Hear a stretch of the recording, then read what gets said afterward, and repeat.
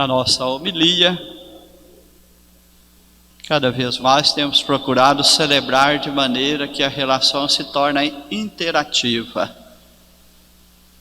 Naquilo que o nosso coração está voltado para Deus e naquilo que aquele que preside a celebração está também voltado para a comunidade de fé e a ajuda a abrir o coração para a escuta da palavra, a voltar o seu íntimo para o altar da Eucaristia e elevar a Deus o perfeito louvor. Para que o desfecho da celebração na nossa vida seja fecundo,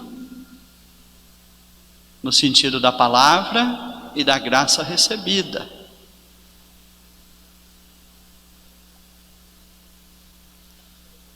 Para produzir frutos, não aqui já produzem frutos o louvor a Deus, mas lá vamos glorificar a Deus com nossas vidas e servir os irmãos. Assim é a vida cristã.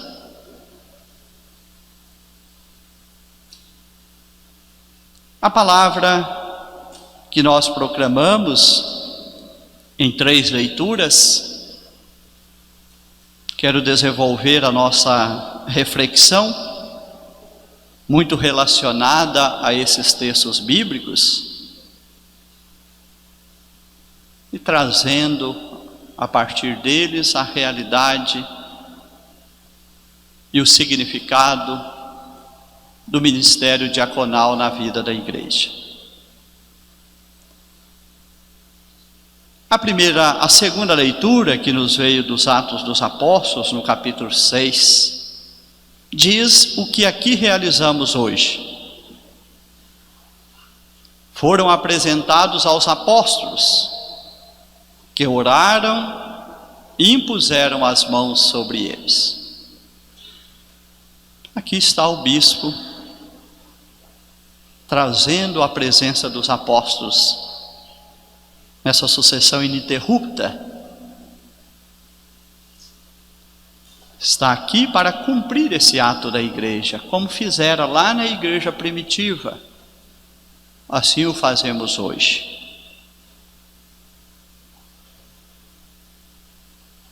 Os familiares, as comunidades de fé, trazem aqui hoje o Fernando e o João Francisco, para que possamos nesta liturgia, unânimes na oração, impor sobre eles as mãos, e invocar em favor deles o Espírito Santo,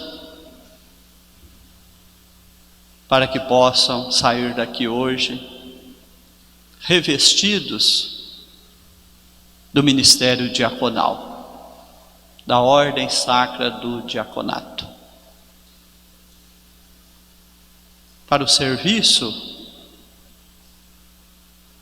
na vida da igreja em favor do povo de Deus. Foram apresentados aos apóstolos, que oraram e impuseram as mãos sobre eles. Devemos considerar também o que se dera antes. Os que foram apresentados, até que o fizessem, tiveram que fazer um importante discernimento, uma criteriosa escolha. Mencionei o processo formativo. Não basta a pessoa se apresentar e dizer: eu quero ser diácono, eu quero ser padre. Não é o suficiente para que possamos impor as mãos sobre eles e dizer: faremos o que você quer. Mas é um processo. Por isso o processo formativo, não só por razões acadêmicas, do estudo que nos é devido, da filosofia e da teologia, mas o processo formativo também deve concorrer para um maduro discernimento, seja dos próprios candidatos às ordens sacras, ou seja a equipe formadora juntamente com o bispo, assegurar os critérios, pedidos, para que possamos admitir novos candidatos às ordens sacras e dar à igreja esses ministros,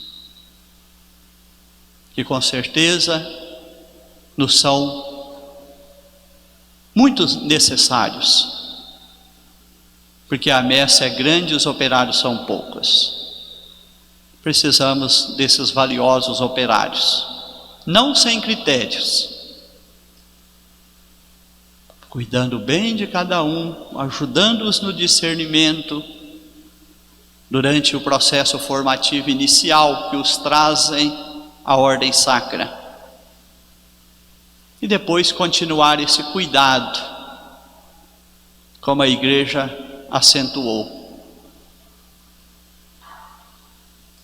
os ajudando a ser assíduos na oração, serem mansos, serem bondosos e serem serviçais. Requisitos mínimos: dar o ministério a quem mostra capaz de ser assíduo na oração.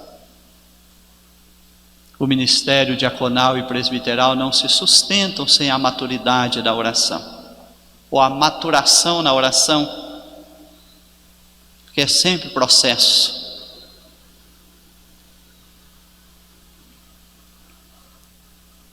Depois, não podemos dar o ministério a pessoas estúpidas.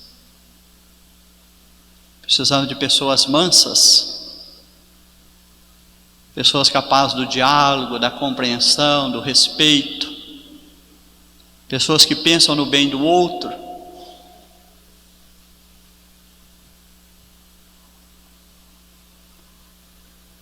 Não precisamos ser criteriosos, porque o povo de Deus nos espera receber esses ministros com as boas qualidades.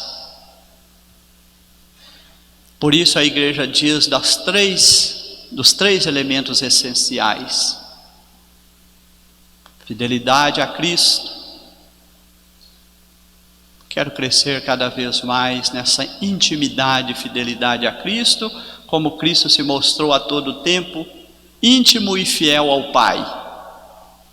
Assim, nós que nos configuramos a Ele, queremos também crescer nesta perspectiva, que Paulo vai dizer: estatura de Cristo.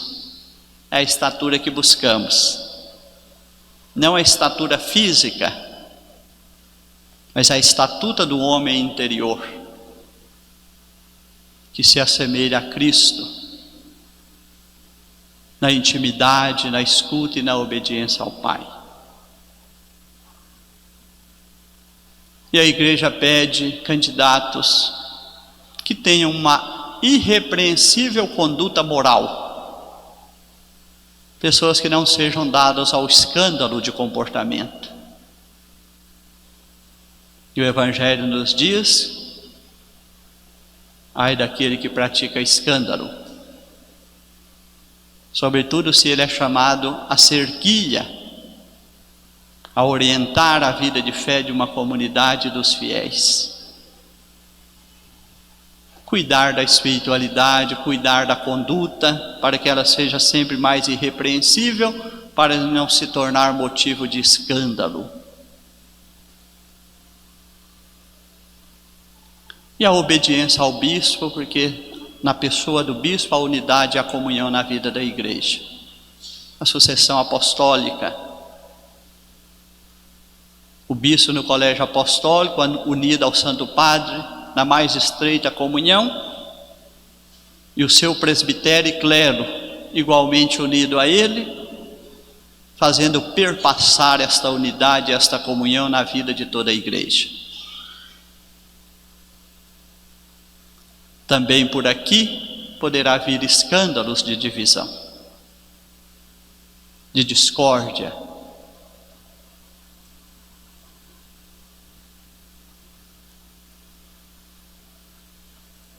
A proposta agradou a toda a multidão, diz aos Atos dos Apóstolos. Então escolheram Estevão, homem cheio do Espírito Santo. Escolheram de forma criteriosa o que diz mais em cima. É melhor que escolhais entre vós 7 homens de boa fama. Homens de boa fama para o ministério dos diáconos. Não é uma escolha aleatória, à solta, sem um balizamento necessário. 7 homens de boa fama, repletos do Espírito Santo e de sabedoria. Queremos João Francisco e Fernando. E espero que os familiares aqui, as comunidades, possam desde já dizer que vê em vocês essas qualidades que a igreja pede. Possam ver nos senhores, e assim o serão ao receber esse ministério. Passarão uma condição de ancião, não de uma idade avançada, mas de uma respeitabilidade requerida. Nós somos senhores, no sentido da autoridade, não do autoritarismo, no sentido do bom exemplo e da boa conduta. É aquele ancião que se mostra no seu comportamento sensato. 7 homens de boa fama, repletos de sabedoria, e os encarregaremos da tarefa de cuidar dos mais pobres. Assim vou para o texto do Evangelho, porque a primeira leitura nos assinalou, e vamos falar das 3 diaconias a partir do Evangelho. Que a primeira leitura que nos veio do livro dos Números falou da diaconia do serviço no templo. Às vezes se diz diaconia da liturgia ou diaconia do altar. Então é esta da liturgia que inclui os sacramentos e sacramentais. Como o altar está no centro da vida celebrativa da igreja, podemos dizer diaconia do altar. Porque se entende a extensão que ela tem, né? E não uma função restrita ao espaço do presbitério. Quero assim servir-me da primeira leitura e colocar no centro a diaconia da palavra, porque ela nos leva à diaconia do altar e à diaconia da caridade. Porque a palavra, num primeiro lugar, a que serve a diaconia da liturgia? Tocar o coração das pessoas, para que elas abram mais o coração a Deus. Por isso a liturgia deve ser realizada com todo zelo e cuidado. Então o zelo, a dedicação à liturgia bem celebrada é o respeito com o sagrado, é a busca de agradar a Deus com nossas celebrações, é tocar o coração das pessoas, para que o coração possa se abrir mais na presença de Deus. Vivemos hoje o tempo chamado secularismo. O coração das pessoas vai se mostrando muito fechado e pouco sensível a se abrir para Deus.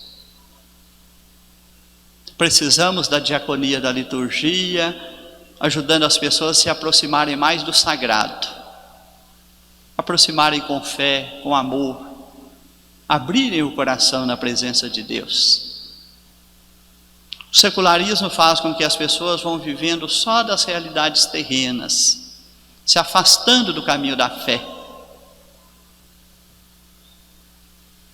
Então, essa liturgia celebrada com intensidade, com zelo, as pessoas bem acolhidas no templo, uma liturgia bem preparada, tudo isso toca o coração e o ajuda a abrir mais a Deus.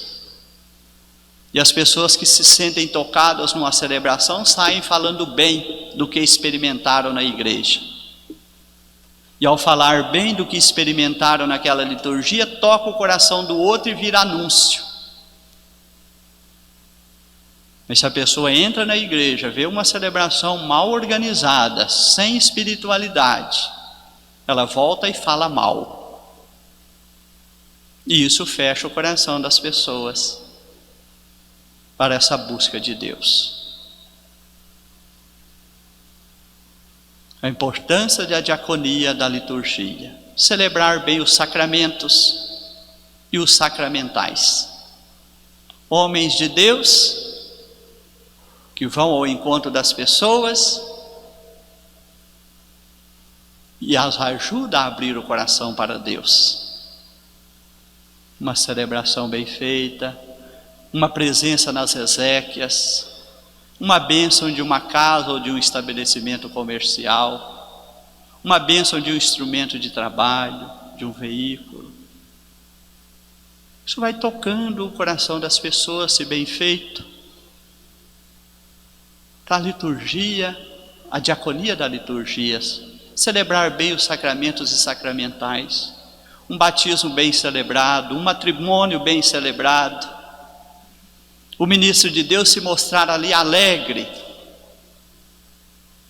na liturgia ou nos sacramentais que ele realiza, alegre em dar uma bênção, alegre em estar ali, alegre no sentido de um ministro que se coloca a serviço, na realidade de um velório, de realizar uma exéquia, e o coração das pessoas está machucado. E o sacerdote chega ali, o diácono ali chega, para levar a palavra de fé que tanto conforta. E respeitosamente asperge aquele corpo que será sepultado. Quanto bem isso faz aquelas famílias que ali estão. O ministro de Deus é chamado a estar ali com muita doação, sem pressa, com a disponibilidade verdadeira de estar juntos, de presidir aquele ato. Quando alguém está enfermo em casa ou no hospital, se é para a unção, irá o sacerdote, mas o diácono pode ir para a bênção da casa, a bênção do enfermo. Quantas orações temos ricas para rezarmos com os nossos enfermos e confortá-los ali na realidade da dor. Tudo isso é da diaconia da liturgia. Ministros disponíveis e alegres. A pessoa faz questão, às vezes, vai benzer a minha loja, o meu estabelecimento, o meu instrumento de trabalho. Lembro-me de um bispo já idoso, emérito, que pregou um retiro para nós. Dizia assim: quando alguém recorre ao sacerdote, ao diácono, para pedir aquilo que é próprio dele, a única resposta possível é: só se for agora. Não existe outra resposta. Quando as pessoas vêm até nós sabendo que somos ministros de Deus e sabem o que buscar em nós, como ministros de Deus, um conselho, uma orientação, uma bênção, ou do sacerdote até uma confissão, uma unção, a única resposta possível, só se for agora, é uma expressão da sua disponibilidade para servir. Esta é a riqueza e a beleza da diaconia, da liturgia. Que o diácono permanente e o diácono transitório são chamados a exercer na vida da igreja. E no diácono transitório permanece depois, quando ele se torna presbítero. Ele não deixa de ser diácono. Então tomo esse evangelho das bem-aventuranças para dizer que ora nos é pedido o amor a Deus, ora nos é pedido o amor ao próximo. Na presença de Deus e das pessoas, a verdadeira humildade dos pobres de espírito. Na presença de Deus e das pessoas, os mansos. Na presença de Deus e das pessoas, os que promovem a paz.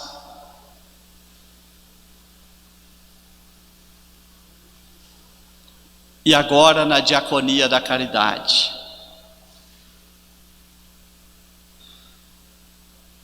O diácono, a segunda leitura, nos levou a visitar a origem deste ministério na vida da igreja. Para que os apóstolos pudessem ter mais disponibilidade para a oração e para a pregação, sem deixar de assistir as viúvas e os órfãos, que nesse texto bíblico representam os abandonados. E na nossa sociedade hoje não são poucos os abandonados. E se a igreja fica distante deles, aqui também está um escândalo. Que se espera muito da igreja que esteja próximo deles, como Jesus fez e nos ensinou a fazer.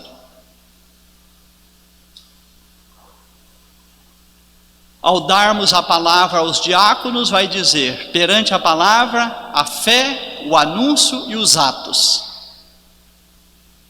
Não proclame a palavra sem ter verdadeira fé, porque essa é a palavra viva, a palavra de Deus que proclamamos.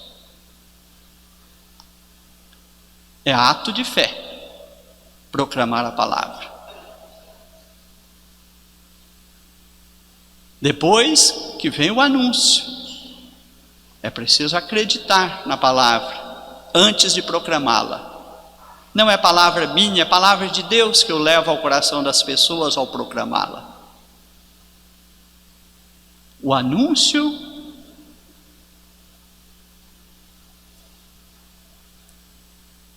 supõe a fé de quem faz o anúncio. Corremos o risco da funcionalidade do anúncio. Anunciar a palavra com superficialidade. Por isso a igreja nos diz, o primeiro ouvinte da palavra é quem a proclama. Não podemos papagaiar a palavra de Deus. Anunciá-la só verbalmente, sem que ela tenha passado pelo nosso coração.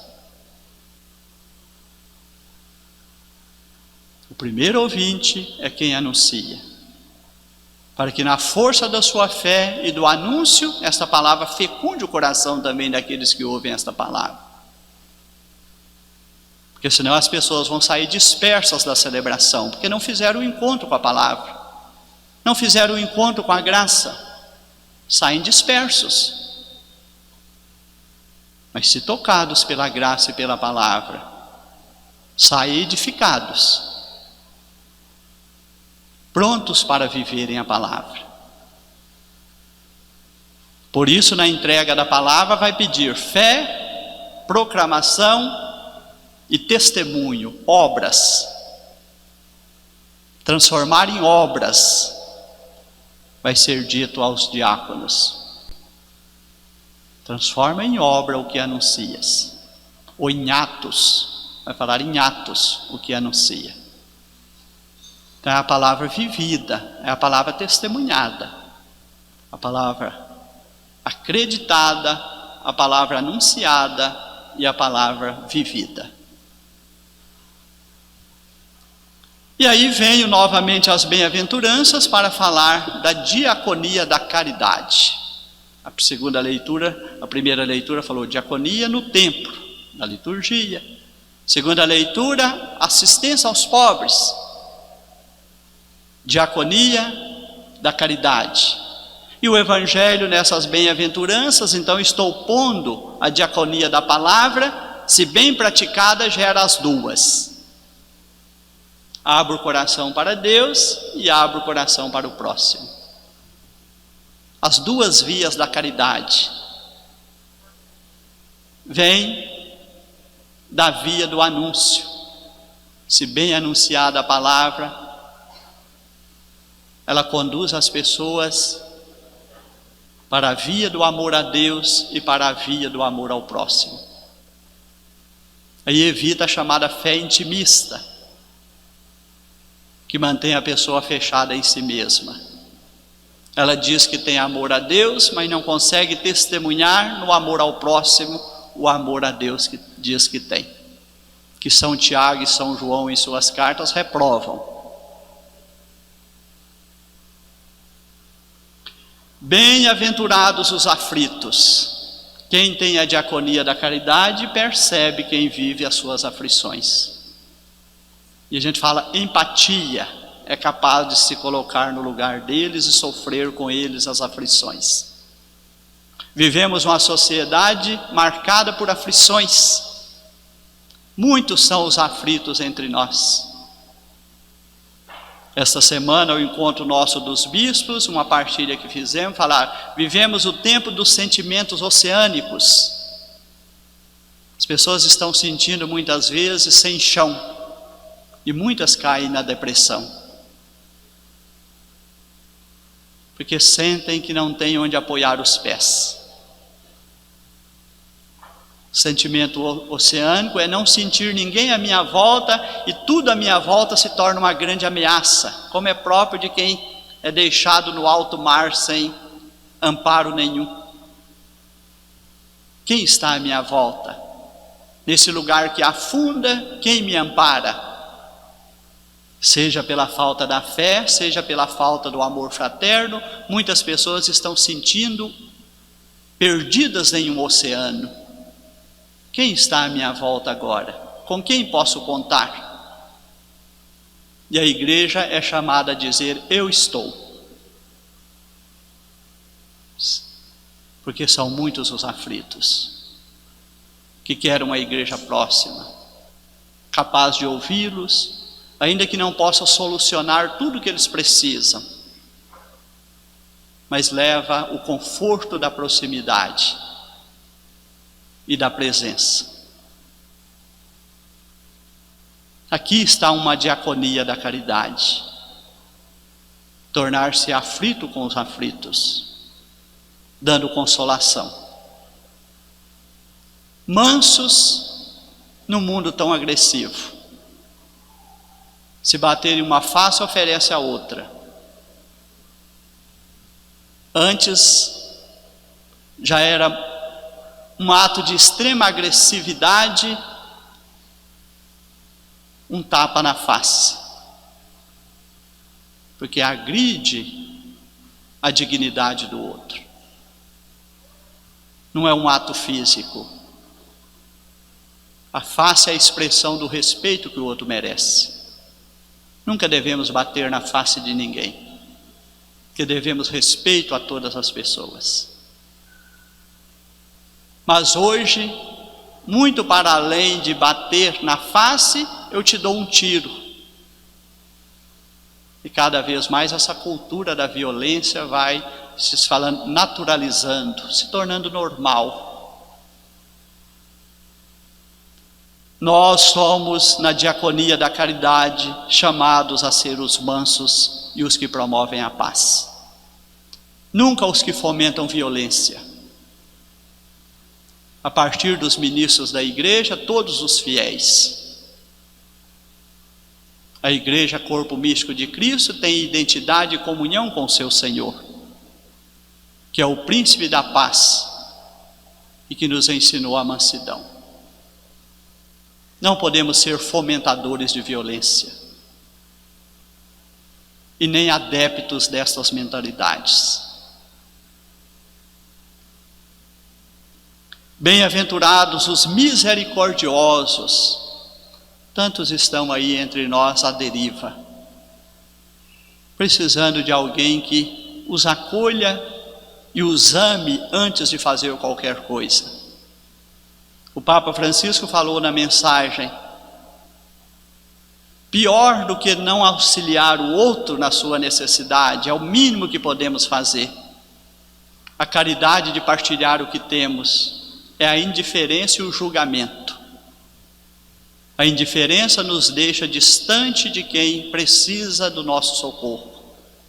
E o julgamento é mais cruel, porque eu culpo o outro de estar na pobreza, numa sociedade injusta.